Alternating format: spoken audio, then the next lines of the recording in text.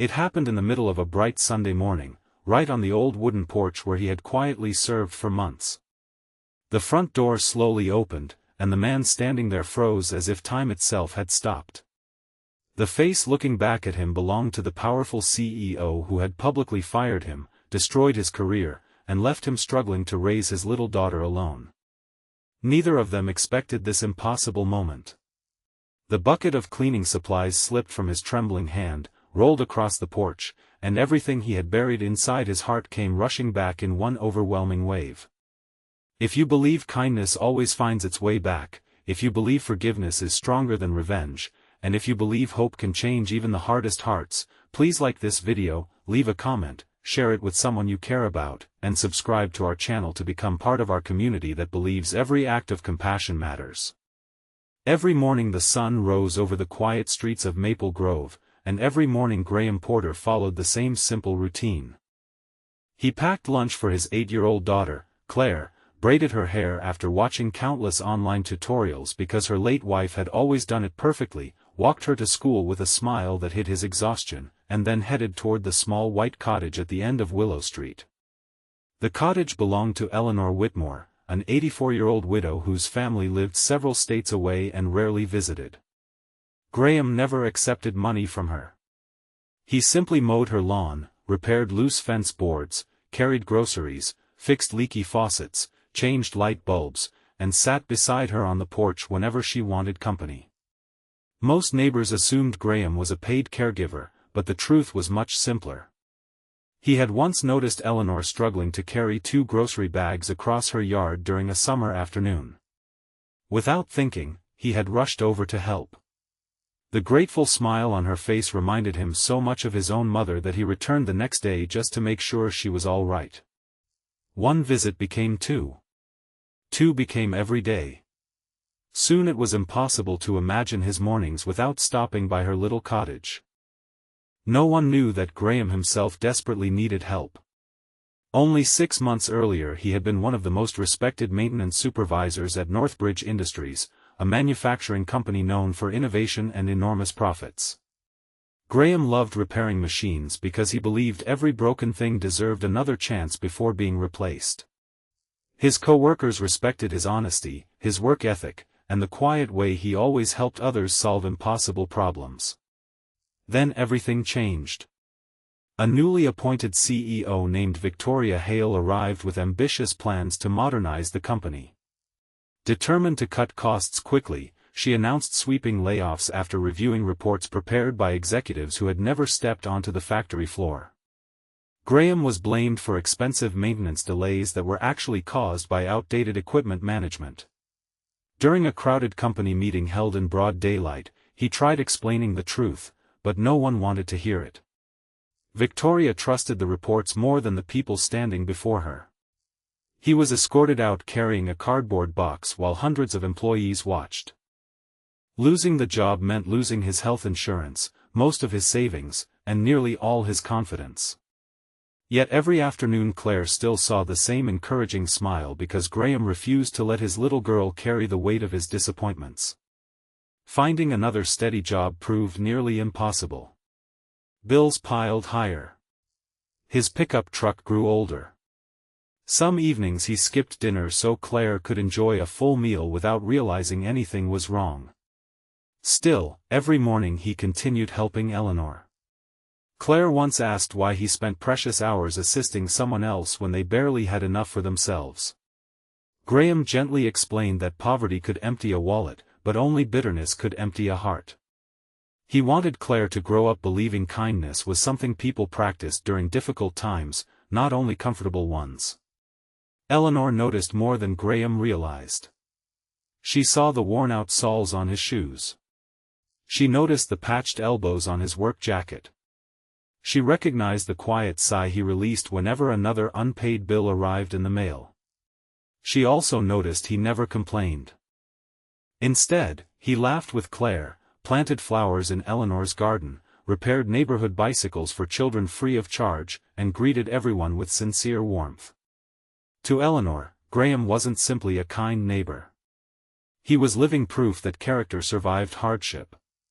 Every Sunday after church services ended across town, Graham spent several extra hours at Eleanor's cottage.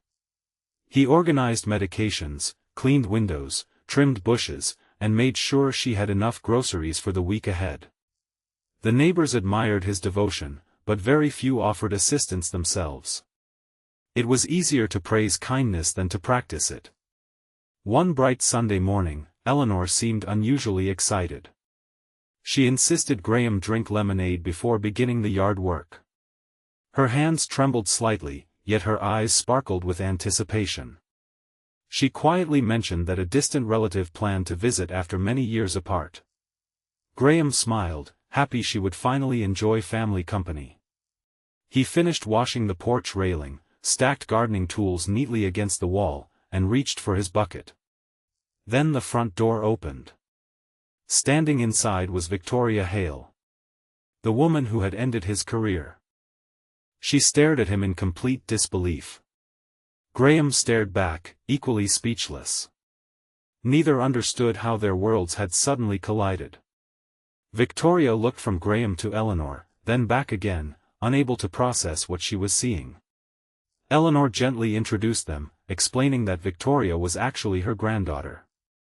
Because of demanding responsibilities leading a large company, she rarely visited, though Eleanor always defended her by insisting work consumed too much of her time.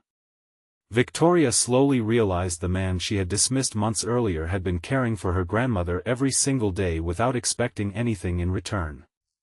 The realization struck harder than any boardroom confrontation ever could. Eleanor happily described everything Graham had done over the past months. She spoke about repaired plumbing, fresh flowers, doctor appointments, snow shoveled from sidewalks, medicine organized every week, friendly conversations that chased loneliness away. She proudly called Graham the son she never had. Victoria listened silently. Not once did Graham interrupt. Not once did he mention losing his job. Not once did he attempt to embarrass her. That silence became heavier than accusations ever could. Victoria spent the afternoon with Eleanor, observing countless little details. She saw labeled food containers in the refrigerator written in Graham's careful handwriting. She noticed repaired cabinet doors, fresh herbs growing in raised garden beds, family photographs carefully dusted. Everything reflected quiet compassion. Later, while Claire arrived after spending the morning at a friend's birthday celebration, Eleanor introduced her to Victoria. Claire immediately thanked Eleanor for always sharing cookies and then proudly announced that her father could fix almost anything except broken hearts because those simply needed time. Victoria felt something shift inside her. She had spent years measuring success through profits, efficiency, and quarterly reports. Yet this little girl had unknowingly described something no financial statement could capture. Over the following week Victoria could not stop thinking about Graham. She quietly requested every file related to his dismissal. The investigation uncovered manipulated maintenance reports, hidden budget decisions, and several executives who had blamed Graham to protect themselves from accountability. He had never failed the company. The company had failed him. Victoria felt genuine shame. She realized leadership required more than intelligence. It demanded humility. Instead of sending an email or asking human resources to make a phone call, Victoria drove personally to Graham's modest home on another sunny afternoon. Claire answered the door holding a watering can almost bigger than herself. The small front yard overflowed with vegetables growing in homemade wooden planters built from recycled pallets. Nothing about the property suggested wealth. Everything suggested determination. Victoria apologized sincerely. Not with polished corporate language. Not with carefully rehearsed statements. She accepted responsibility for trusting paperwork instead of people. She admitted her decisions had deeply hurt an innocent father. Graham listened quietly. Forgiveness did not come instantly. Pain rarely disappears because someone finally says the right words. He remembered empty cupboards. Rejected job applications. Sleepless mornings worrying about Claire's future. He remembered carrying that cardboard box while strangers avoided eye contact. Still, he also remembered the lesson he wanted Claire to learn. Kindness loses its meaning if it exists only when life feels fair. Victoria offered him his old position back immediately with a substantial salary increase and compensation for lost wages. To her surprise, Graham declined. He explained that returning under the same circumstances would only erase the past instead of improving the future. He suggested something unexpected instead. He proposed creating a community outreach program where company employees could volunteer to help elderly residents, struggling families, veterans, and local schools during paid service days. He also recommended establishing an employee review board so no worker could ever again lose a career based solely on misleading reports.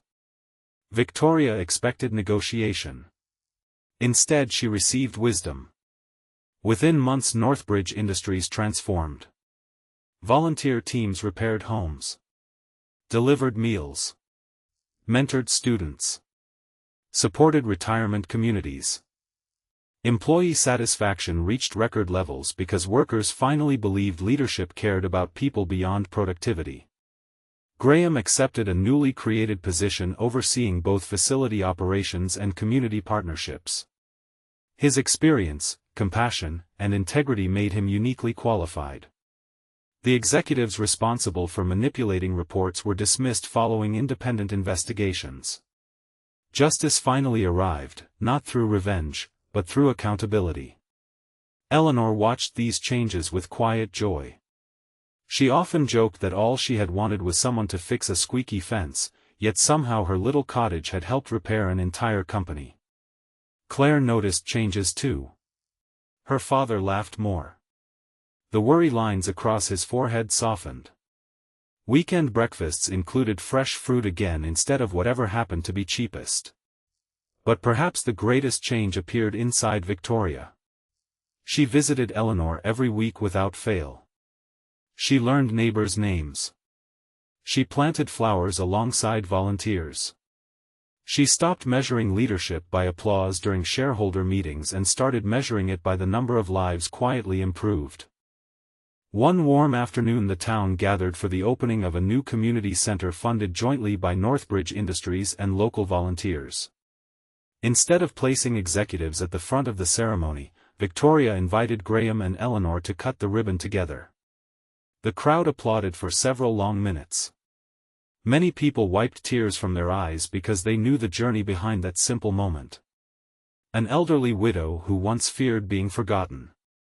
A single father who chose compassion over bitterness. A little girl whose innocent faith reminded adults what truly mattered. And a leader who discovered that admitting mistakes is not weakness but the beginning of genuine strength. Before the ceremony ended, attendees were invited to write one sentence on a large wooden wall about the kind of community they hoped to build. Children, parents, teachers, mechanics, nurses, retirees, and business owners all stepped forward. Claire carefully wrote that every person deserves someone who knocks on their door for no reason except kindness. Her words became the most photographed message of the day. As the afternoon sun painted everything in warm golden light, Graham looked around the crowded community center and realized losing his job had never been the end of his story. It had simply led him to the porch where compassion quietly changed lives one ordinary day at a time. Had he chosen anger instead of kindness, none of these moments would have existed.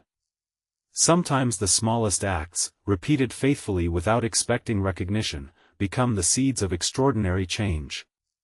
Before we finish, we'd love to hear from you. Please leave a meaningful comment telling us about a moment when kindness, forgiveness, or an unexpected second chance changed your life, or what lesson this story reminded you to never forget.